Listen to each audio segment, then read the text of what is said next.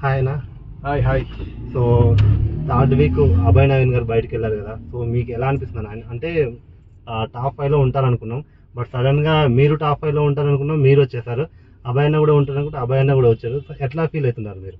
Twist actually Abhay top 2లో ఉంటాడు అనుకున్నా నేను. సో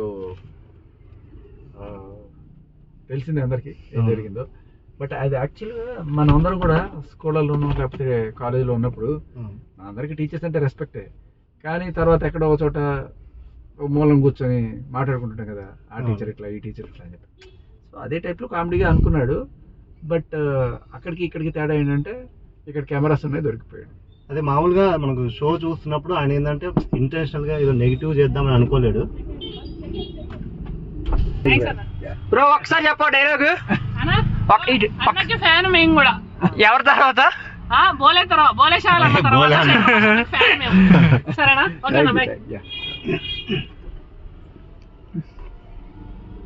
అన్న బయట కనపడితే మాత్రం అందరూ మీద పడుతూనే ఉన్నారు అన్నంట. అంటే చూస్తున్నప్పుడు మనకు కూడా ఎట్లా అంటే కొంచెం బిగ్ బాస్ మీద నెగిటివ్ చేద్దాం అన్నట్టు కదా, ఇంటెన్షనల్ గా అట్లా అన్నాడు. బట్ ఆ క్లిప్స్ అన్ని చూపించే వరకు అదంతా నెగిటివ్ గా అనిపించింది కదా. ఇంకోటి ఏంటంటే సెల్ఫ్ నామినేషన్ చేసుకోవడం కూడా అంత అవసరం లేకుండే.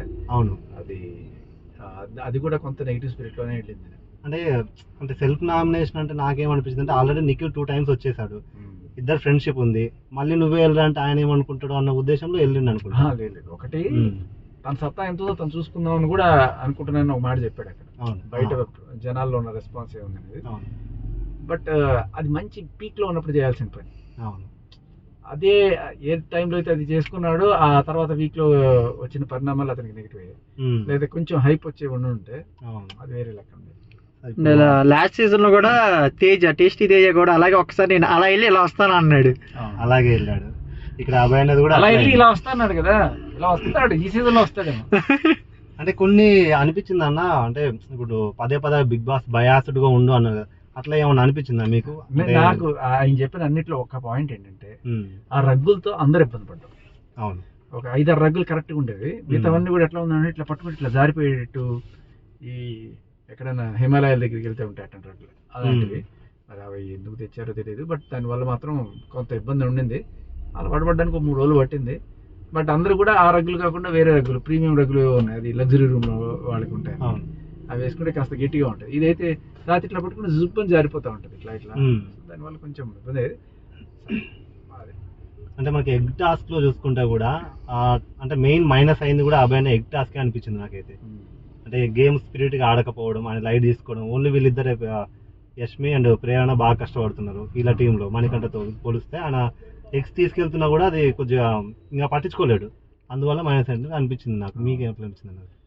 నేను ఎక్కువ చూడలేదు అది, బట్ చూసిన దాంట్లో కొంచెం డల్గా అనిపించాడు అంతే.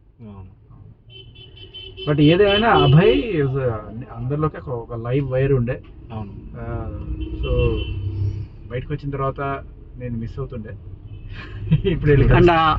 అలాగే ఎగ్ టాస్క్ లో అందరూ టంగ్ స్లిప్ అవుతుంటే కూడా మణికంఠ కానీ ఎవరైనా ఆర్గ్యుమెంట్ కి గొడవకి దిగుతుంటే అభయ్ నవీన్ గారు వాళ్ళని కంట్రోల్ చేశారు. అది ఎలా అనిపించింది? ఫస్ట్ నుంచి అదే ఒక పెద్దరికం, అందరితో ఒక ఫ్రెండ్లీ బాండ్ మెయింటైన్ చేసేవాడు. అంత కలుపుకోలుగా ఎవరు లేరు, అది అతని స్ట్రెంగ్త్.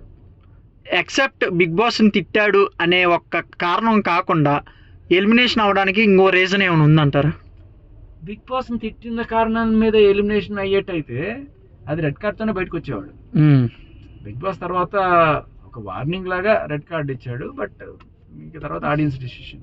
అది అంటే అది ఆడియన్స్ డిసిషన్. అంటే కొంతమంది అది లేదు బిగ్ బాస్ని తిట్టాడు, నెక్స్ట్ వచ్చేవాళ్ళు ఎవరైనా తిడతారేమో, సో వాళ్ళందరికీ ఇది ఒక ఎగ్జాంపుల్ ఉండటం కోసమే ఎలిమినేషన్ చేశారని అంటున్నారు పబ్లిక్. అంటే ఈ బిగ్ బాస్ని చిన్న చిత్తగా తిట్టుకోవడం అనేది ఉంటుంది, అందరూ చేస్తారు, ఓకే, ఫస్ట్ నుంచి చేస్తారు. బట్ అవన్నీ జనరల్గా చూపించరు. మేబీ ఈయన ఒకనొక టైంలో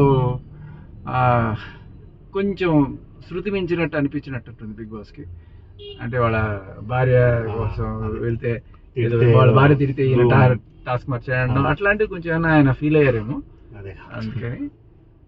అభయ్ నవీన్ గారు తిట్టారని కాకుండా జెన్యున్ గా మీరు చెప్పండి అన్న, కొన్ని టాస్క్ అంటే ఒకళ్ళు గెలిచిన తర్వాత ఇందులో ఒకళ్ళు తీసేయవచ్చు, మీ టీం గెలిచింది, సో ఆపోజిట్ టీంలోంచి ఒకరిని తీసేయచ్చు, అలాంటిది మేము నిన్న గెలిచినప్పుడు మాకెందుకు చెప్పలేదని కొన్ని పాయింట్లు మాట్లాడాడు. సో అది నిజమేనా, మీకు అనిపించింది ఏమన్నా అది కరెక్ట్ పాయింట్ అని? నాట్ షూర్, చూడలేదు. అంటే ఏమైందంటే ముందు రోజు వాళ్ళు గెలిచినప్పుడు టాస్క్లో సో అవతల టీమ్మేట్లోంచి ఒకరిని తీయాలనే రూల్ లేదన్న. తర్వాత రోజు వేరే వాళ్ళు గెలిచినప్పుడు అవతల టీంలోంచి ఒకరిని తీసేయాలని రూల్ పెట్టారు బిగ్ బాస్. ఓకే, దానివల్ల బిగ్ బాస్ అంటేనే అది టెలింగ్, బిగ్ బాస్ అంటేనే ట్విస్ట్లు టర్న్లు, ఏ రోజు ఏం తీసుకొస్తారో తెలియదు. అది ఒకరిని ఎలిమినేట్ చేయడానికో లేకపోతే ఇంకోటో కూడా అవ్వచ్చు. ఒకవేళ బిగ్ బాస్కి నచ్చకపోతే అప్పుడు మనం నిలబెట్టుకోవాల్సిన ఇది ఉండొచ్చు. బట్ నేనైతే బిగ్ బాస్ నేను తప్పు పట్టను. అభయ్ నవీన్ కూడా కొంచెం కంట్రోల్ తప్పడం అనేది, అది కూడా బేసికలీ ఏంటంటే నలుగురు కూర్చున్నప్పుడు సరదాగా ఎంటర్టైన్మెంట్ కోసం మాట్లాడుకుంటుంటారు. సో నేను ఉన్నప్పుడు ఏవో 4 జోకులు వేసుకుంటూ సరదాగా ఉండేవాళ్ళం. బట్ ఇప్పుడు ఏంటంటే అందరికీ ఉన్న కష్టాలే ఒక సింగిల్ పాయింట్ ఎజెండా అవుతాయి, దాని గురించి మాట్లాడుకుంటే అందరు కనెక్ట్ అవుతారు. ఆ పాయింట్లో అందరిని కనెక్ట్ అవుదాం అని చెప్పి అనుకున్నాడు. బట్ అది బిడ్స్ కొట్టింది. అండ్ మీరు అంటే ఇప్పుడు దాకా మీరు అభయ్ గారిని చూశారు, 2 వీక్స్ మీరు చూశారు. సో అభయ్ నవీన్ గారు అసలు ఎలిమినేట్ అవుతారు అనుకుంటున్నారా, టాప్ 5లో ఉంటారు అనుకుంటున్నారా? అనుకున్నా. అభయ్ కొంచెం బాగా స్ట్రాంగ్ కంటెస్టెంట్, అదే కదా చాలా మంది కూడా చెప్పింది. ఇన్ఫాక్ట్ ఆదిత్య నామినేట్ చేసినప్పుడు కూడా నన్ను నామినేట్ చేసి వీడి డిసిప్లిన్, అభయ్ నవీన్ కూడా నామినేట్ చేసి అతను నాకు పోటీ అవుతాడు ఫ్యూచర్లో, అందుకని నేను అతను నామినేట్ చేస్తున్నాను అని చెప్పాడు. తర్వాత నిఖిల్ కూడా అదే మాట చెప్తే నేను అబ్జెక్ట్ చేసినప్పుడు, స్ట్రాంగ్ కంటెస్టెంట్ని ఎట్లా నామినేట్ చేస్తావు నువ్వు, అతను ఏదైనా తప్పు చేస్తే నామినేట్ చేయనప్పుడు అభయ్ నామినేషన్ లాస్ట్ ఇయరే ఉండే, లాస్ట్ వీక్ అభయ్ వచ్చేవాడు. బట్ అది నేను పాయింట్ రైజ్ చేయడం వల్ల లాస్ట్ టైం అభయ్ రాకుండా పోయా, ఈసారి ఆయనే నామినేట్ చేసుకుని వచ్చాడు. ఎంత మొత్తం ఒక ప్లాన్ అంటారా? అంటే మీరు చెప్పారు కదన్న బేబీని చూస్తానికి నేను వచ్చేసాను, సెల్ఫ్ నామినేషన్ అది అంటారు. సో అభయ్ నవీన్ గారు కూడా వాళ్ళ పాపను చూస్తాం కోసం వచ్చేసారు అనుకోవచ్చు. మా ముగ్గురులో కూడా ఒక సిమిలారిటీ ఏంటంటే, బేబక్క నాగార్జున గారు ఎలిమినేట్ మీ, నాగార్జున గారు ఎలిమినేట్ మీ, అభయ్ సెల్ఫ్ నామినేషన్, నాది సరే నేను డైరెక్ట్గా చెప్పకపోయినా ఇండైరెక్ట్గా నేను వెళ్ళాలనుకుంటున్న విషయం వాళ్ళతో చెప్పడం. సో ఎక్కడో ఒక చోట మేబీ ఇంటర్ కనెక్షన్ ఉంది పాయింట్స్ అన్ని. అభయ్ నవీన్ గారి గురించి ఇంకా మీరు చూసినంత వరకు ఎలిమినేషన్ అవడానికి ఏమైనా కారణాలు ఏమైనా ఉన్నాయంటారన్న? పాయింట్స్ నేను చూసింది తక్కువ, వరుస పెట్టి మీ ఇంటర్వ్యూలతోనే సరిపోతుంది నాకు. ఎక్కడ ఇప్పుడే ఆ ఎపిసోడ్ వచ్చింది, ఆ ఎపిసోడ్ సగం చూస్తున్నాను, అప్పుడే మధ్యలో ఇంటర్వ్యూ వచ్చేసింది. సో చూడడానికి కూడా టైం ఇస్తారా ప్రస్తుతానికి, ఇవాళ సండే కాబట్టి కాస్త టైం దొరికి ఎపిసోడ్ చూస్తా ఉన్నాను. మీ ఎస్టిమేషన్ ప్రకారం అసలు ఈ రోజు ఎవరు ఎలిమినేట్ అవ్వాలనుకున్నారన్న, మీ ఎజంప్షన్? అంటే నేను లాస్ట్ ఇయర్ వచ్చేటప్పుడు అనుకున్నాను ఆదిత్య ఎలిమినేట్ అవుతాడు అనుకున్నాను. అదృష్టం ఆయన నామినేషన్లో పడలేదు.